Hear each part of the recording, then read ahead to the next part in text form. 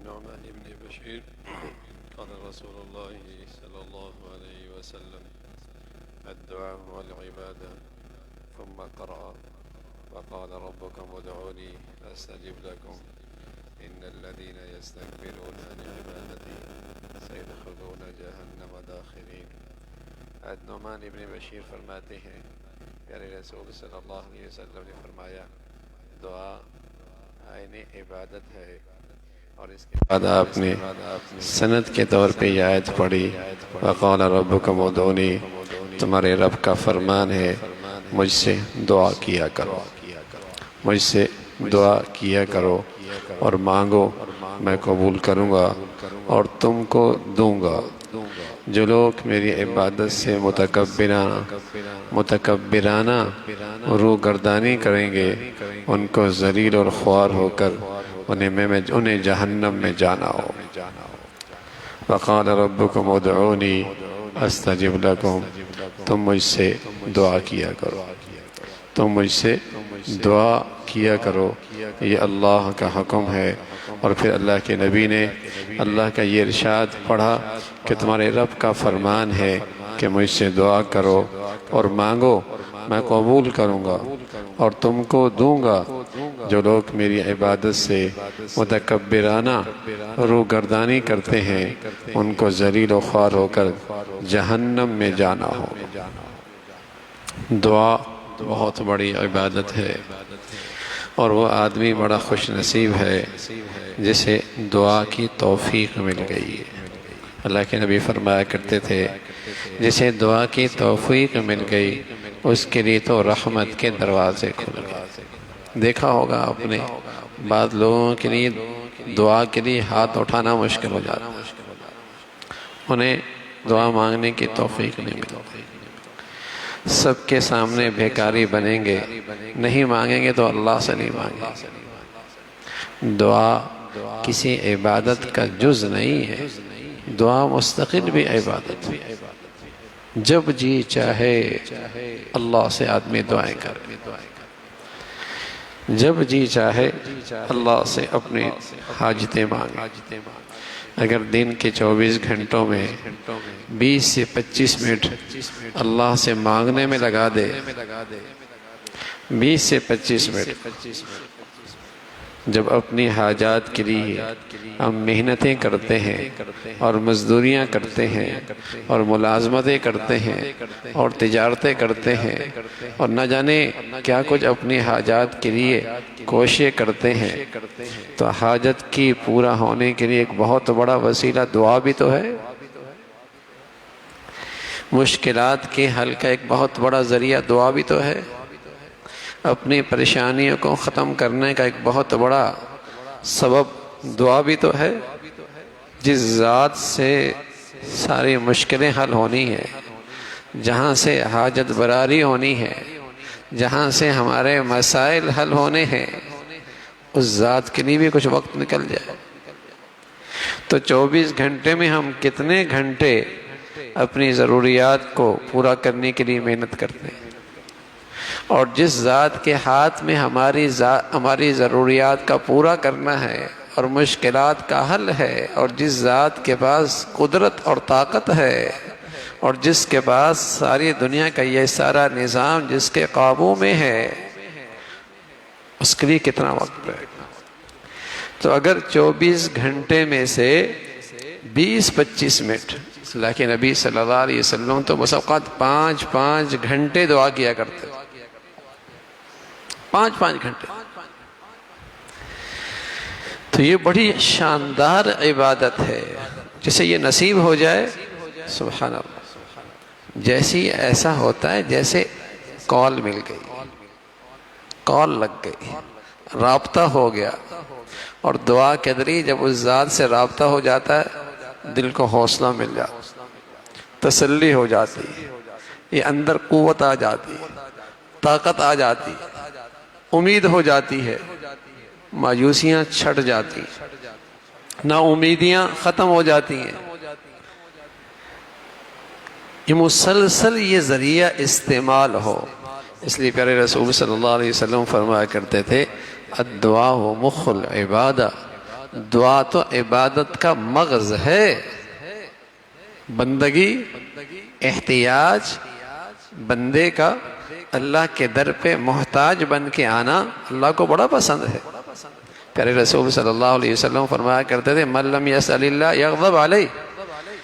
جو اللہ کے ہاں سوالی نہیں بنتا اللہ اس سے ناراض ہو جاتا. جو اللہ کے ہاں سوالی نہیں ہوتا اور اس کے دربار میں سوالی بن کے نہیں آتا اللہ اس سے ناراض ہو جاتا. اور اللہ اس سے بہت پیار کرتا ہے جو اس کے در پہ سوالی بن کے آتا اور بار بار سوال کرتا ہے اور اپنے سوال پہ اصرار کرتا ہے، زور لگاتا ہے. تو پیارے رسول صلی اللہ علیہ وسلم فرمایا کرتے تھے لیس شیء اکرم علی اللہ من الدعاء. اللہ کے یہاں کوئی چیز اور کوئی عمل دعا سے زیادہ عزیز نہیں ہے. کوئی عمل، کوئی چیز دعا سے زیادہ عزیز نہیں. یعنی اس کی اللہ کے یہاں بڑی قدر ہے، بڑی قدر و منزلت ہے. اللہ محتاج نہیں، اللہ کے یہاں احتیاج نہیں ہے. اور جہاں کوئی چیز نایاب ہو اور وہ مل جائے تو اس کی قیمت بہت ہوتی ہے. اللہ کے یہاں ندامت کے آنسو نہیں ہے، اللہ کے یہاں احتیاج نہیں، اللہ کے یہاں محتاجی نہیں ہے. اور جب اس کے دربار میں بندے کا یہ احتیاج جاتا ہے تو اللہ اس کی بڑی قیمت لگاتا ہے، اس کی بڑی قیمت لگتی ہے. تو پیارے رسول صلی اللہ علیہ وسلم فرمایا کرتے تھے من فتح له منکم باب الدعاء فتحت له ابواب الرحمہ. جس کے لیے دعا کا دروازہ کھل گیا اس کے لیے تو رحمت کے دروازے کھل گئے. وما سئل اللہ شیئا احب الیہ من ان یسأل العافیہ.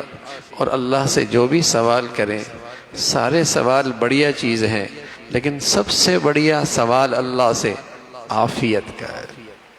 اللہ عافیت نصیب فرما، اللہ عافیت نصیب فرما. رسول کریم صلی اللہ علیہ وسلم فرمایا کرتے تھے سب سے پسندیدہ چیز جو اللہ کو پسند ہے مانگنے میں وہ عافیت ہے. اور یہ عافیت کیا ہے؟ کوزے میں سمندر کو بند کر دیا، کوزے میں دریا کو بند کر دیا. عافیت دے دے بس. اب عافیت ایمان میں، اولاد میں، اپنی ذات میں، صحت میں، کاروبار میں، تجارت میں، لقمہ حلال میں، دنیا میں، آخرت میں عافیت دے دے. ایسی بڑھیا چیز ہے اللہ عافیت دے دے. اللہم انی اسألک العفو والعافیت فی الدنیا والآخرہ. تو پیارے رسول صلی اللہ علیہ وسلم فرمایا کرتے تھے یوں تو مانگنا سبھی بہت مبارک ہے لیکن اس مانگنے میں جو چیز اللہ کو بہت پسند ہے وہ عافیت. اللہ عافیت دے دے بس. عافیت کے ساتھ رکھ. بڑے کمزور لوگ ہیں، بڑے ہی کمزور لوگ ہیں. آزمائشوں سے اور امتحانوں کے قابل ہم کوئی نہیں ہیں.